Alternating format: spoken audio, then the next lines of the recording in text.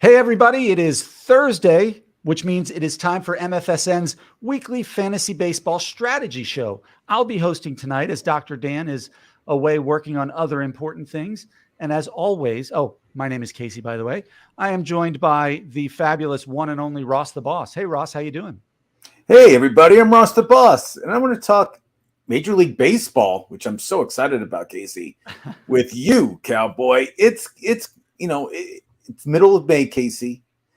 The Giants just swept the Phillies, which is unbelievable to me. I can't believe the Giants can sweep How bad anybody is with the that Phillies lineup, but they bullpen? did. We got some great pitching matchups, some great stuff going on this week. I mean, let's talk first about Bassett, the Bass man. He's going to set the scoreless innings pitched record consecutive for Toronto. Like if he throws 3 scoreless innings his next time out, something like that. What got into this guy? Yeah. I mean, think about it. He started the season horribly. I have him in my fantasy league, and I just knew he would get better and better, and he's looks great. He's dying. He makes me think that Toronto, despite how well Tampa Bay is playing, although they lost today. They lost today. I saw that. They lost to the Mets. Yep, 3-2, I think. Yep. Toronto, to me, is still a threat to win the East. They're just that good. Toronto's good, but your guy, I know we call you Vlad of the Bone, Casey Scheinfeld. Your guy, Vladimir Guerrero, first of all, has been talking a lot of smack to the Yankees, your team. I don't know if you're watching that. I'm okay with that. A lot of smack. He's banged up a little bit. He's getting an MRI actually on his knee. I don't know how healthy he is, but he'll be fine. But speed's not a part of his game, so it's not like if he loses a step, it's a big issue. But I mean, do you feel there's a rivalry between your Yankees and the Toronto Blue Jays? Do you think there's some bad blood because the Aaron Judge? What happened with Aaron Judge a couple nights ago with with him looking the other way when he hit the home run and all the other stuff that's going on? Do you feel there's a big rivalry? I think the rivalry is more between the Rays and the Yankees than the Blue Jays and the Yankees. I think the Blue Jays are like the middle child type of syndrome there, where they want to be involved in the rivalry on both sides. I don't think there's much there yet. Once the Blue Jays win the division a couple times or sweep the Yankees a couple times, then it becomes a rivalry. But I mean, certainly there's some gamesmanship going on with Domingo Germán the other day, and then whatever with the third base coach. I don't know if you saw that where the Blue Jays. That was funny. I never seen one third base coach or first base coach sit in the place they're supposed to sit. I mean, you imagine, like if Stanton or Judge are in the box, you're not going to stand that close to them. Jesus. No, if you watch any Major League Baseball game, the third base coach is either all the way to the left or all the way to the right, or he's in the dugout. I mean, he's all over the place. I mean, now they're saying like, oh, he has to be in the box. You show me one third base coach in the box, Uncle Ted, and I'll give you whatever you want. Hey, Uncle Ted. So Rangers Braves was a great series. I agree. I watched some of that, and I still think the Braves are the best team in the National League, not by much, but the Rangers are showing a lot of promise with Dunning. They just got Seager Dunning's back. pitching great. Perez looks good. I mean, Nathan Eovaldi is pitching great. Oh. John Gray is pitching well. Yeah, they need a bullpen arm. Like you can't trust Leclerc to close out games. You just can't. But they might. You never know. Aroldis. They have Will Smith. Yeah, they got him. They got Will Smith. But the Rangers, it's like, can you name one team that has a good bullpen though? What team would you take? I mean, I told you 2 weeks ago the Pirates had the best bullpen ERA. I'm sure it's not the best anymore because they've been losing. But what team would you say is like, okay, we're set. We're all ready to go. We don't need any more bullpen help during All-Star break. Don't worry about it. Well, everybody can use bullpen help. I think the Guardians have a good bullpen with Clase and Garincha and Karen Chapman. They just can't hit. Yep. No hitting. I think, let's see, who else? Houston has a good bullpen. Abreu's pitching really well. Hector Neris is pitching really well. Okay. I'll give you Houston. I think Houston has a good bullpen when they're healthy. But, I mean, every team needs bullpen. I mean, your Yankees, their bullpen. Your Yankees need bullpen help. I mean, that's a sinking ship. Right now, it's pretty bad. Yeah. It's bad when some of us think, well, maybe we shouldn't have let Chapman go. but that's neither here nor there. I mean, every team is looking for somebody for the 7th, 8th, or 9th inning, or 6th, 7th, 8th, or 9th inning come the trade deadline. You can never have too many good bullpen arms. I agree with Uncle Ted on this one. They have Bautista at the end. They have that kid. Is it Callum? What's his name? Who's the one? They haven't even gotten a hit on him. Oh, I knew you're talking about. No, Baltimore is the X factor, I would say, for the bullpen. That's a young bullpen, a lot of live arms. Cano, that's what it is. Cano, yeah. I told people to pick him up last week. It's just with Baltimore is I don't know how good these guys will be in August and September because they're going to get tired. I mean, these guys will get tired. And we'll see what happens. But Baltimore all around in the American League, I like their chances. I think they have a really good team. Them and Seattle, my two favorite teams in the American League right now. Groovy T, yo, what's up? It is good to see you. It's going pretty well for us. Thank you, Uncle Ted, for pointing out that it was Cano. So Casey, this guy was my waiver wire pickup of the week. Now he's already like 71%. He's like 74%. Yeah, 74%. Christopher Morel. I mean, how good is he? What's his ceiling? Do you think he's somebody that you should, if you don't have him on your team, you should go and trade for him? Maybe I certainly think. I mean, he was good last year for the Cubs. There's some reason the Cubs don't see him as a corner piece for their offense. Or for their team. I'm not certain why. I mean, he's certainly hitting better than Dansby Swanson or some of their other kind of sluggers. But Morel he qualifies second base in the outfield, I think. Is that second right? base in outfield? You're correct, sir. Yeah. And he's an exciting player. He's one who's fun to watch because he's high energy. He reminds me kind of a Javi Baez type of energy player, or when, some of those more flash and get pumped up sort of players. So I enjoy. Oh, he's been killing it in Iowa. He's hitting over 300 right now in the major leagues. He's in the past 2 weeks. He's a leading Major League Baseball player with total bases right now. I mean, he's just tearing it up. I mean, all right. Jamal has a question for you, Ross. Go ahead, read it. Do you see Raisel Iglesias as a top 10 closer the rest of the year, or do you think you see hiccups and he gets booted from that closer role? He came back just about a week and a half ago. He did okay his first 2, I believe, appearances, and then the last one I think he kind of crapped the bed a little bit. Well, he was ex-Cincinnati Red. He's done well wherever he goes. He does pretty well. AJ Minter's horrible. I mean, I just waived him in a bunch of leagues. I mean, his ERA is I think it's over 8 by now. I mean, he's just getting rocked. I think Iglesias is going to be their closer. I don't know who else they can go to on the relief side. I think the Braves, you'll see them make some moves in the All-Star break for closers, and they'll pick up 1 or 2 closers from some of the teams that aren't doing that great. I still believe in Iglesias. I mean, this is a guy who was out for a long time with an injury, and he hasn't gotten his rhythm back. I think, he gave up 2 runs his last time out. But his first appearance was a clean inning. The guy, he's been a top closer for years. It didn't look like his velocity was down from what I could see.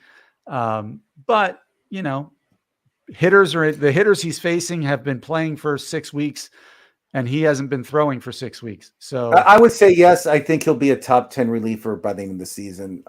He's definitely a guy I would hold on to, especially with the Atlanta Braves, who will give him a lot of save opportunities compared to a team like Oakland or a team like Kansas City, where you won't see any save opportunities for months.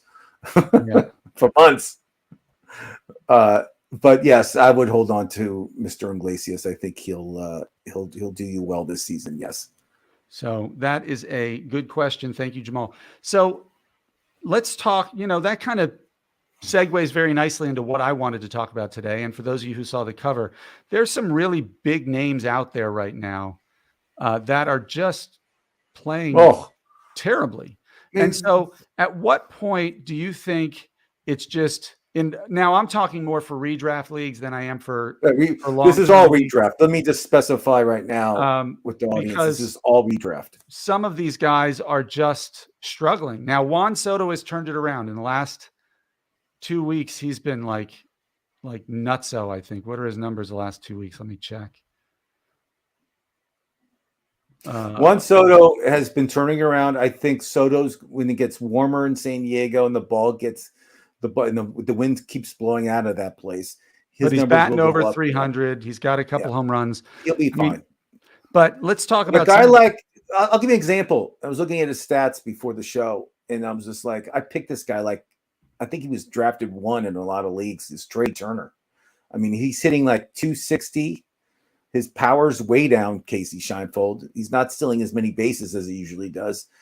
I mean, of course, you don't waive the guy, but remember, this is a guy he was that on my list. Yeah. this is a guy that was potentially like the number 1 pick in fantasy baseball. You know, if you're not picking Aaron Judge, you're picking Trey Turner. Yeah.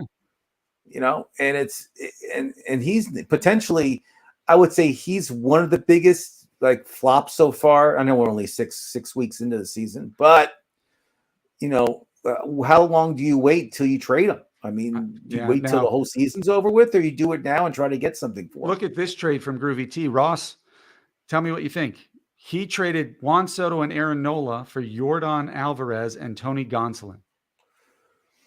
He traded away Soto and Nola for Yordan, who I love. He plays for the Astros, huge bat, and Tony Gonsolin, who I thought had a great season last year, and he's pitching he was well. great until he got hurt. I mean, so I think Nola is overrated. That's my opinion. I know people disagree with me, but I just feel he's not a top 5 pitcher. I don't think he's top 5. I don't think anybody. People have him rated as top 5, Casey Scheinfeld. But I mean, this is a guy who gets over 200 strikeouts. He's been an innings eater. He's been getting rocked a little bit this season. Yeah, I think it's a great trade for you, Groovy T. By the way, I'd rather have Yordan. Yordan will do very well with that lineup in Houston, and I feel that Tony Gonsolin. Yeah, I think you're selling Nola for the right value and getting Gonsolin cheap, right? And that's like, if you're looking at it from a cost benefit, I don't think there's much difference between Yordan and Juan Soto, to be quite honest. I think Yordan might be the best left-handed hitter in baseball when you watch, especially against left-handed pitching. But when you watch him, like, he's in the box and you assume it's a hit, right? You assume he's going to do damage. You don't feel that way about Soto anymore. You assume he might get on base because he walks a lot. But Yordan, to me, has a higher ceiling at this point than Soto. And Gonsolin is going up in value and Nola is dropping in value. So I think either for redraft or long-term, it's just a great trade for you, Groovy T. I agree. And now I was offered a trade today. I'm going to ask the audience. I'll ask you also, by a guy that supposed to be on the show today, but he decided he has something more important to do. I was offered. We love you, Dan. I was offered Verlander and Rooker, Kevin Rooker, not Hooker, but Rooker, not TJ Hooker, for Bassett Hound and Bassett and Garcia for Texas, who's leading the league in RBIs, I think. I said no. Yeah, I would reject that too if I were you. He's trying. I think Verlander is just getting long in the tooth. He got rocked last time he pitched too. You know, I just think Verlander's seen better days, and he's I just don't feel he's. I rather have Bassett right now than Verlander. I think Bassett's on. And you'd rather have Adolis Garcia than Kevin Rooker. That's for sure. Garcia is just on a different level than Rooker. So I turned it down. I mean, I think it's a smart offer by Dan because Verlander's still a big name and some people might jump on it because he did just win the Cy Young last year. I mean, it's not like we're talking about a guy who's struggled just recently.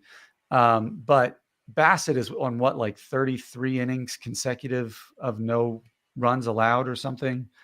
And Adolis Garcia is a 25 to 35 home run, 100 RBI guy. He's not necessarily going to hit for a high average, but that's never been his game. So I agree. But he also steals 20 bases also. And he steals 20 bags. And Rooker, while Rooker's been awesome, highest OPS, last week he had the highest OPS in baseball. I don't know how he's doing anymore, but he's an Oakland A, Casey. He's an Oakland A. Right. You really want, and he's a rookie. How long can he keep it up? Right. Like Austin Riley came up about 4 years ago and hit like 9 home runs or 13 home runs in the first month, and then struck out the next, like at a 50% clip. Yeah, I mean, so I'm going to name some players. You tell me whether you're giving up on them. Go. Okay. Let's go with, I'll tell you if I waive or try to trade. How about that? Okay.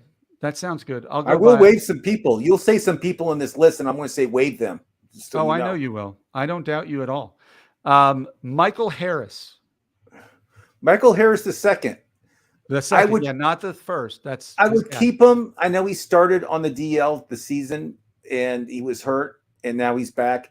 I would give him a couple more weeks to get the groove. If he's not doesn't show improvement, though, I would try to trade him. 2 more weeks, I give him. 2 more. Okay. I would trade, and Uncle Ted agrees with me. I would trade Michael Harris. He's batting 194. You I know, know what he's batting. I but potentially all right. is Somebody he else who started. He spent has an excuse. He was hurt, Uncle okay. Ted. Just so you know. Somebody else who spent some time on the injured list. Your favorite econ professor, Tim Tim Anderson. He's Anderson. hitting under 300 this season. His power is way down. 0 home runs. 0 home runs. Stolen bases is down. I mean, I would. I don't like him in fantasy baseball. I like him on like he's on my team. I love him because he gets on base. But for fantasy reasons, I just don't like the guy. So I would waive him. I Oh, just Uncle Tim disagrees with you. He said you keep him. I would God. You probably, look at. I would, I mean, I would put him on my bench somewhere, but I would there's be no looking for a power, replacement. no RBIs. It's just the only category that you're hoping he does well is batting average, and he's not even hitting. He's not even hitting like close to what he has been doing in the past. So why would you even? I don't know. Just keep going. Arguably the biggest disappointment on offense so far this year, Manny Machado. What would you do with Manny? That's a great question. So I have some waiver wire guys that play third base that I would start. I would bench Manny. I would try to trade him. He was a first round pick in many leagues, especially Yeah, in redraft leagues. especially because of third base being so I mean, I'm worried about Manny inactive. Machado. His power's down. His on base percentage down. He just bought a soccer team too in San Diego Oh, today. did he? Yeah, they're going to play soccer in the stadium where they play baseball. So it starts next year. But Machado, yes, I kind of gave up on him. I just feel there's better people out there. See, I would try to buy low on him right now. I would see if I could get him on the cheap. Uh, But just because I do think like he's got too good of a track record. He's not injured. He'll figure it out. But he's been a big disappointment. Here's a young guy who was getting a lot of hype in the preseason because he had a good year last year. Andres Jimenez in Cleveland, the middle infielder for Cleveland, batting 238 with 3 home runs, 7 stolen bases, but 22 runs scored. But he's ranked 300 spots below his preseason ranking. I mean, the whole Cleveland team is not hitting well. I mean, that team is not scoring runs. Their best hitter right now is not even there. One of his relatives died recently, so he's gone. Jose Ramirez, and so the Cleveland Guardians. I'm not going to say the I word, God forbid. I feel they'll bounce back. I think the team's going to start hitting again. I think they have a lot of good players. Like I love Naylor. They have some really good players on that team. Jimenez, I feel, would be back. If you have room on your bench, you can save him. His trade value is probably worth nothing. I don't think anybody really cares about him. But if there's not anybody I said in our waiver wire show that you can replace him with, then I guess you're stuck with him. But I don't think you can trade him. But I would consider cutting him. Yeah. So does Uncle Ted. Yeah, I would consider that. I mean, I would consider if there's somebody I'm excited to replace him with. Jamal said he might be going on the DL and or IL, sorry, and that might do him well. It could be. But he was supposed to be a 300 hitter with 2020 potential, and it's been terrible. Okay, let's go to one more hitter, another third baseman.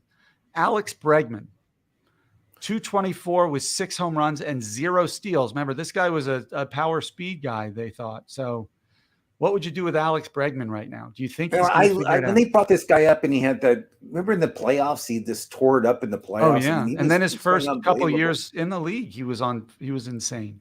I mean, I like this guy a lot. I'm not going to give you. I drafted him in a bunch of leagues. We have to root for guys who've had a bar mitzvah on this show. So I drafted him in a bunch of leagues, and I actually like the guy, and I think he's a class act. But he's not hitting. So with most of my teams I have, I benched Alex. I'm not playing him right now. He's just not hitting well. But I feel next month in June, he's going to start hitting again. So give him 2 more weeks and then see what happens in June. But I just feel he's too good of a player to do what he's doing. I would not waive him. I would not trade him. I would bench him and just start somebody else at third base. Yeah, I might try to trade him, but I understand your logic. I don't think his trade value is worth it. I mean, unless you're trading with me, I'll give you something for him. But I think people look at his stats and say, I don't care what he did 2 years ago in the playoffs, and they'll move on. I don't feel he's worth anything, Casey Scheinfeld. Anything. Okay. All right. Sandy Alcantara. Cy Young winner. Currently has a 4.9 ERA, a 1.2 whip, only 1 win, and less than a strikeout per inning. And just so you know, the Marlins, if he says, he plays in Marlins. The Marlins are like a wild card team. I mean, they're playing really good baseball in Florida, and they're not like a joke anymore. They're not like, they're a bad team, so that's why he's not doing well. That's hogwash. It's not true. And that rookie guy, that Perez guy that you and I talked about, the 6'8" kid who's the rookie, he pitched today. Yeah. Yuri Perez. Today or yesterday? He pitched today, I think, and he got the win. He balled out. Yeah, he really did. Yeah. I mean, he had 7 strikeouts. I mean, this guy kid looks great. So I think Sandy is just – I don't know what's wrong with him. I really don't. I mean, he's been getting rocked. I mean, yeah. I mean, he's not the lights out guy anymore. And on the road, he's horrible. In a long-term league, I would try to get him at almost I would try to get him for my team because I don't think it's a long-term issue. But yeah, I would try to trade him now because he won the Cy Young last year. And people might think maybe he's just going through a bad time, but I would trade him. I think he's at his highest point, and I just think there's better pitchers out there that you can get. I don't know. I think maybe it's over for it. We'll see what happens. But all right, let's go to trade, your boy. Not waive. Trade. Let's go to your boy. Alek Manoah has been nothing short of awful this year. Another guy, I just can't figure out what's wrong with him. I really don't. I don't know if it's because he's just having a bad year or his arm's messed up or whatever it is. I benched him. I don't think I can trade him to anybody. It'd be hard for me to waive him. Waive that bum. I don't think you waive him in a long-term league. I don't think I can waive him in our league, but I think I can hold on to him, but I'm not starting him anytime soon. Manoah not adjusting pitch clock, that could be it too. I mean, yeah, that's why I think Garcia, the pitcher for Houston's on the DL because of what the pitch clock, and he's getting Tommy John surgery. I think the pitch clock is hurting a few people, especially maybe that's Sandy's problem too. I don't know. Yeah, and I honestly thought that was Soto's problem at the beginning of the year, the pitch clock. Like him having to get in the box as quickly as he does and be ready to hit. That's not his style. If you remember, he was always the slowest kind of warm-up player. So yeah, he hit a lot of stuff he did with the gloves and this and that. And remember Nomar Garciaparra and how often he would adjust his gloves before he got in the box. All right, I'm going to name a Yankee because I have to. Yes. Nasty Nestor Cortez. 5.53. Great mustache. He looks like he should be working at the pizza shop or on a Mario Brothers game, but 5.53 ERA, 1.3 whip. He's just not, and he's not. Yeah, I would waive him. I don't have him in any of my leagues. I never thought he was that great. I would waive him if you could get, of course, if you don't have room on your team, I would waive him. I would not. I don't think he's going to get any better. I always thought he was a 3rd starter on the Yankees. I never thought he was a 1 or 2 guy. A 4th starter. Yeah, he's got it. He relies on deception. Yeah. And if he's not fooling it, he doesn't have the stuff that some of these other guys do. Like Sandy Alcantara has lights out stuff. Manoah, really good stuff. Nestor gets by with like that kind of Jimmy Key, if you remember him from back in the day, kind of. Of course I do. Yep.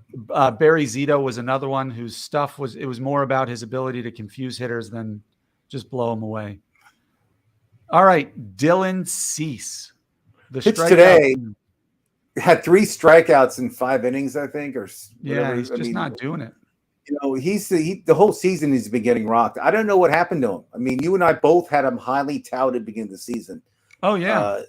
He's a strikeout guy. Not anymore. Those days are over. If I was a Dylan Cease, I don't think I have him in any of my leagues. And if I did, I would probably wait, but I would try to trade him. I just don't think I don't know what's going on with him. The whole White Sox team is in disarray anyway, so it doesn't matter. They can't do anything right, and it's so funny. The past few years, the White Sox didn't dig themselves in this huge hole to start the season, and then all of a sudden, by All-Star break, they post to win 80% of their games and make the playoffs, which they can't do. But it happens every year. And Cease, yes, I think Cease I don't think he'll be a White Sox after the All-Star break. I think he'll be traded. Okay. And B, I would consider waiving him, yes. All right. Now I'm going to ask you about a couple overachievers. Yeah. Eduardo Rodriguez is the third ranked starting pitcher in fantasy baseball this year. Preseason ranking was 209. Is he for real? He had a bad outing his last time out, but he still has 4 wins, a 2.06 ERA, a 0.86 WHIP, and almost a strikeout per inning. Is he for real? I do like him. I know he got rocked yesterday by the Pirates. Got destroyed. It was 8-0, I think, when I opened my eyes up. But he is the real deal. I seen him pitch. Great stuff. Big guy. I like this guy a lot. And yes, I would definitely try to trade for him, and I would definitely keep him if I have him on my team. Yes. Okay. How about Mitch? Speaking of the Pirates, Mitch Keller, top prospect from a few years ago, got rocked his first couple of years in the league. This year, 2.38 ERA, more than a strikeout per inning, 5 wins, only a 1.02 WHIP. He had a complete game shutout for the Pirates last week. I mean, it was where'd this come from? Either four hit complete game shutout.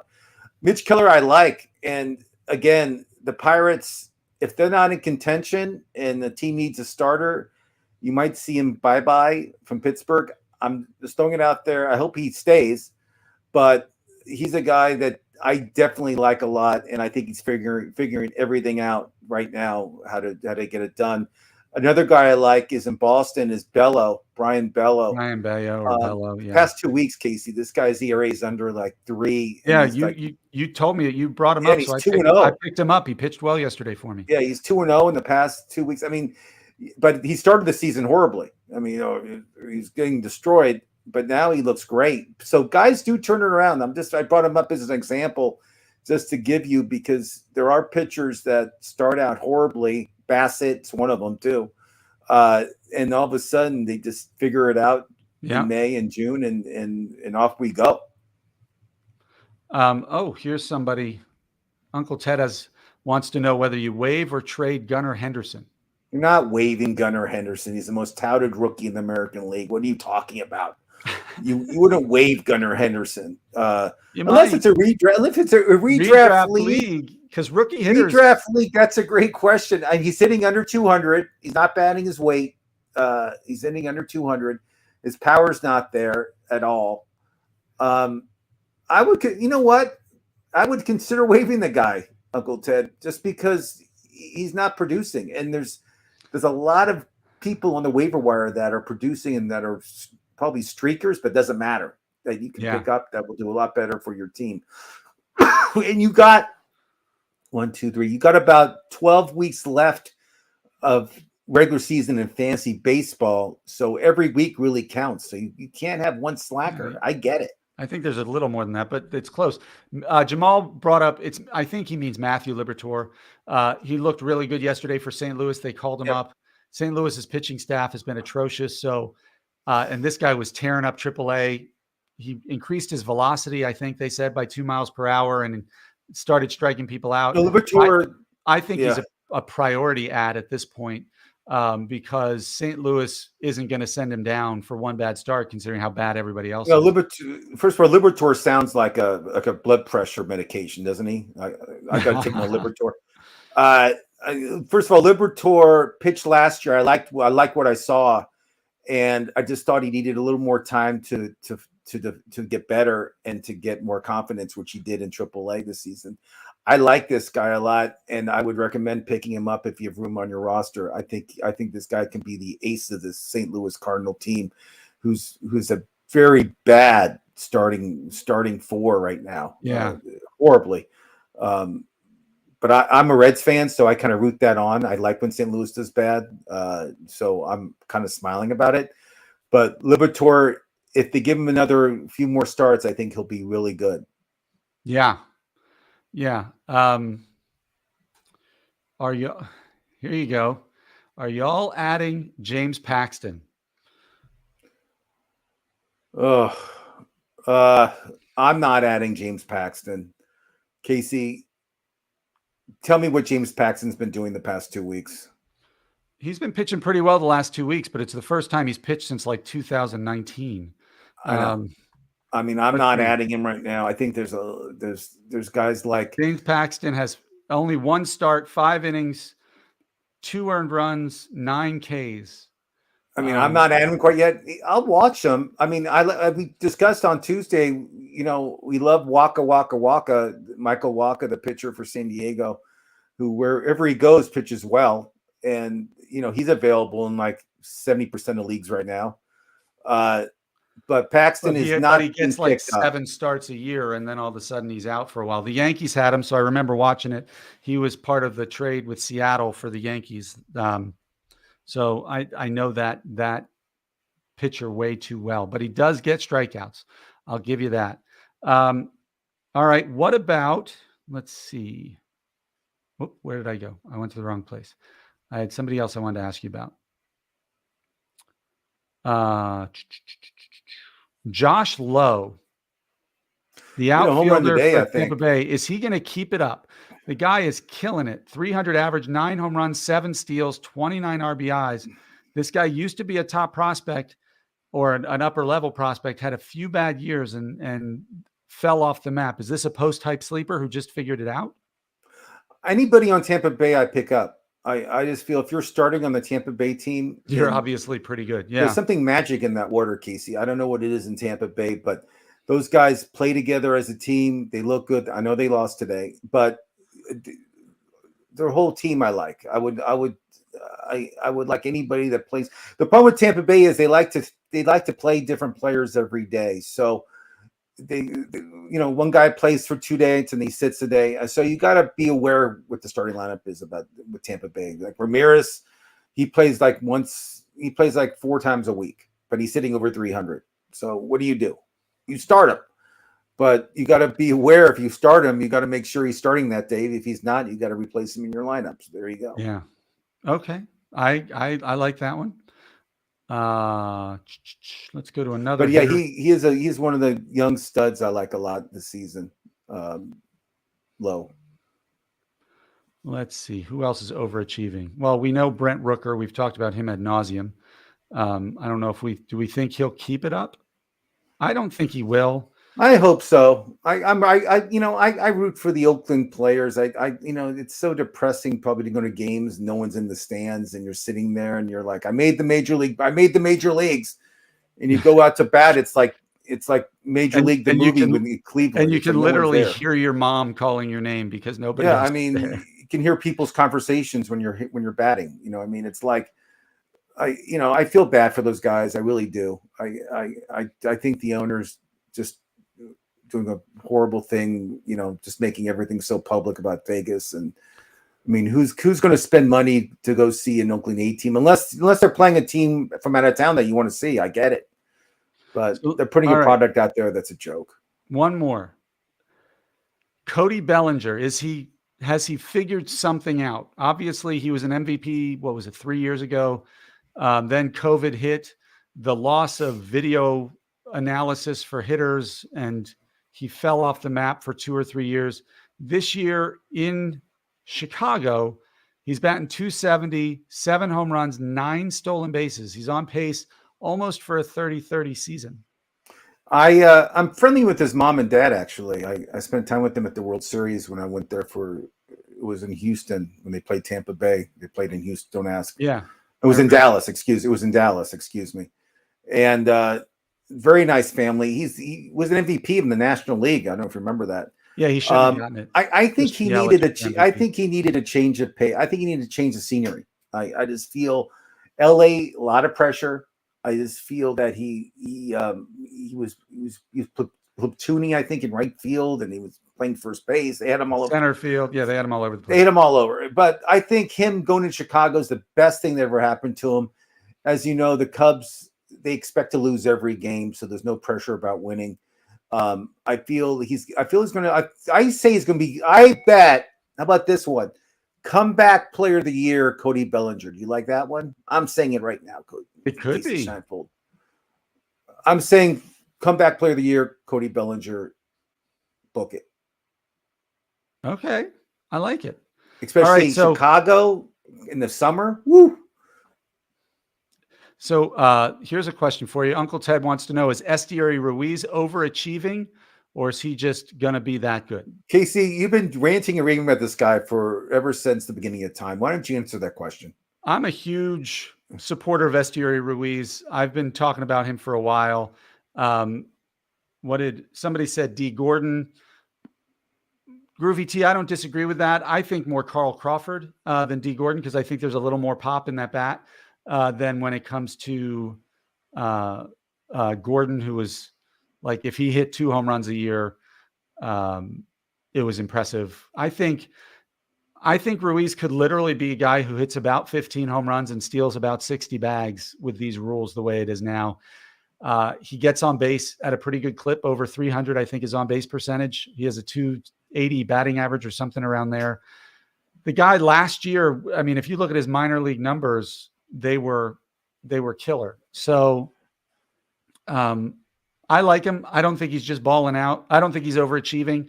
I think he's only going to get better as he figures out major league pitching. And I think he could be one of the best leadoff hitters in baseball for a very long time. But I agree. And if you look at his past 2 weeks, what he's been doing, he's been really hitting the ball a lot. I think he's batting over 400 the past 2 weeks. I mean, he's been playing great, and he's figuring it out. Again, he's just one of these guys that plays in Oakland. I don't know what's going to happen there, but we'll see. We'll see. Yeah. So I that's a good question. I like I love Esteury Ruiz. I love talking prospects. You know, you'll always hear me mention one on every show. So I've banged the drums for Christian Encarnacion Strand for a while. Colton Cowser, I think, has nothing left to prove in Baltimore. Neither does Jordan Westberg in Baltimore. Adam Frazier's been terrible. Urias has been terrible. And Gunnar Henderson has been terrible. Why you're keeping Westberg in the minor leagues makes no sense to me. But that's maybe for a minor show. We'll start one of those. But all right, we'll go through 2 more hitters. And then we'll see if there's any more questions, and we'll sign off for the day. Okay, Anthony Rizzo, has he found the fountain of youth? He's batting 300 in the Bronx this year with 9 home runs and 23 RBIs. Has he kind of figured something out? Because he was was he just a victim of the shift? Was he a 240 hitter because the shift ate up so many of his hits? I think banning the shift helped him a lot.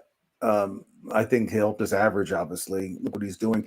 But I think he's getting used to living. I think he's getting used to living in New York. I think having the pressure in New York. I think it's a whole adjustment. I mean, he played in Chicago, and it's a totally Chicago's different, not exactly a small market. It's not small, but it's not a pressure market. It's not like you have to do it after you lose the whole press attacks you, which they do in New York, and you know them right.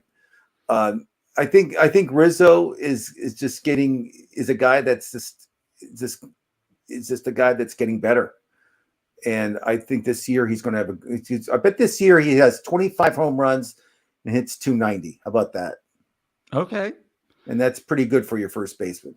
I'll take that about any day. Groovy T wants to know, is his production sustainable?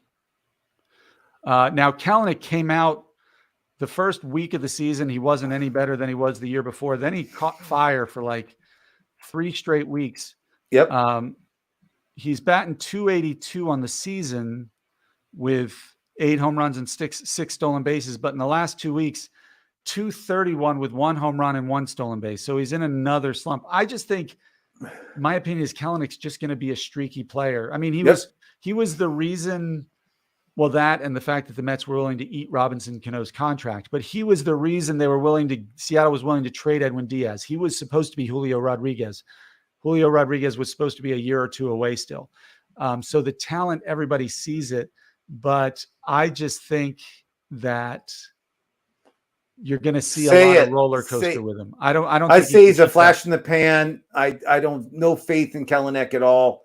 And he's not on any of my teams. He'll end the year batting 240 with 18 home runs. You heard it from me first. All this, everybody was so excited about him, but he strikes out way too much, Casey Scheinfeld. Way too much. He does. Okay. Uncle Ted says, Luis, is it Robert or Robert? I'm not sure. I'll say Robert because he's not from us. Over under 40 home runs. That's a bad man. I think he's a stud. I really do. I think when he stays healthy, he's got all the tools you need to be. How many home runs does he have now, Casey Scheinfeld? Type of a Ronald Acuna type. How many home runs does he have right now? I will tell you.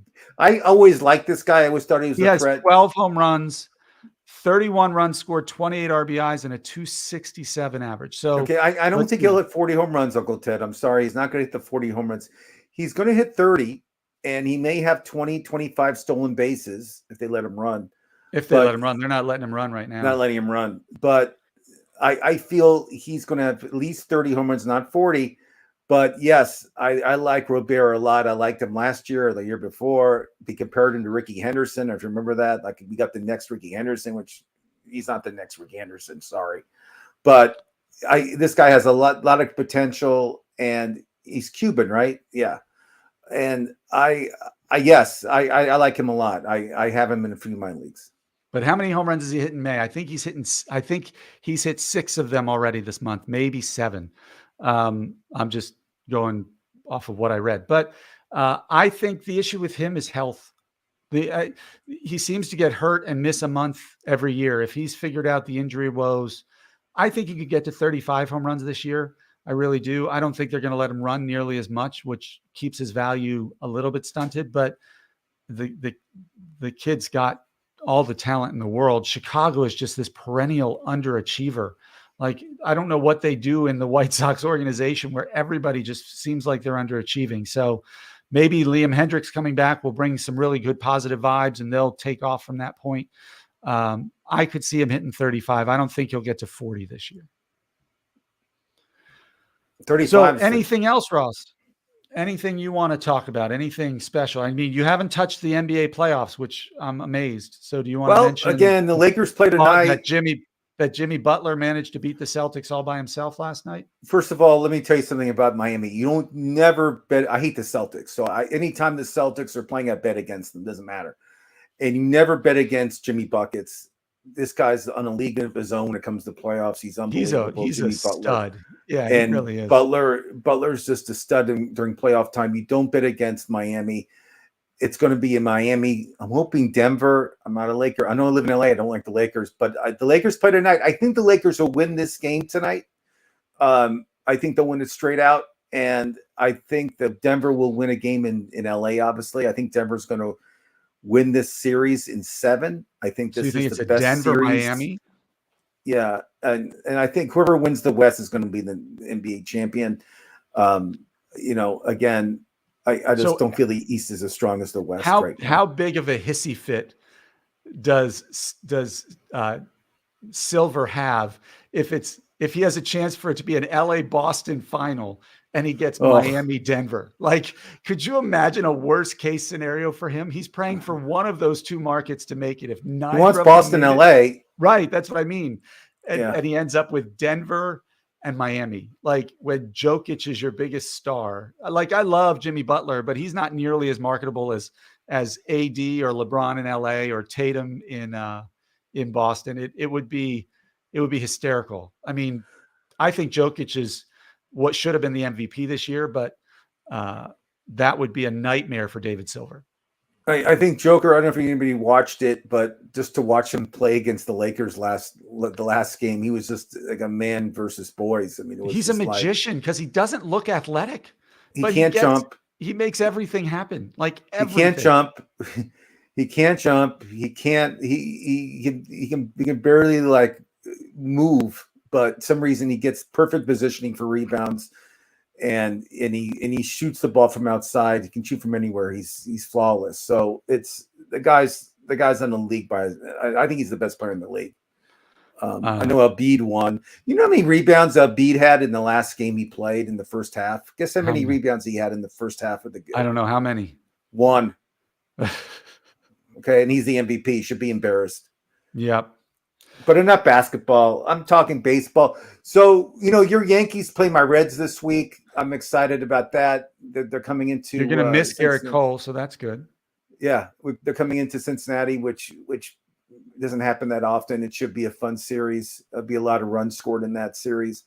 Tons of runs. It's getting warm in Cincinnati right now. And then, Dustin May went on the DL. A lot of pitchers are going on the DL. A lot of people are getting hurt. Yeah. Be aware of that on your fantasy lineup. Make sure you check it every day. See who's on the IL. It's very important to do. I do it every morning, and then I look at night to make sure everybody's did okay. But yeah, it should. Casey, I'm excited. This is gonna be a great weekend for baseball. I'm excited. A lot of good matchups. Yep, it should be great. I can't wait. Well, you, my friend, were excellent as always, and I appreciate being on this show with you. And I can't wait to be with you again next Tuesday. We'll be back with some waiver wire pickups for week 8. Is it week 8 next week? Holy cow. Week 8. Yeah. 4:00 Eastern, 1:00 Pacific. It'll be Ross and I. Come on in, ask us your questions, tell us your top pickups. We love to learn from you guys too. It's always a pleasure to talk with everybody who watches. So thanks again. Have a great weekend.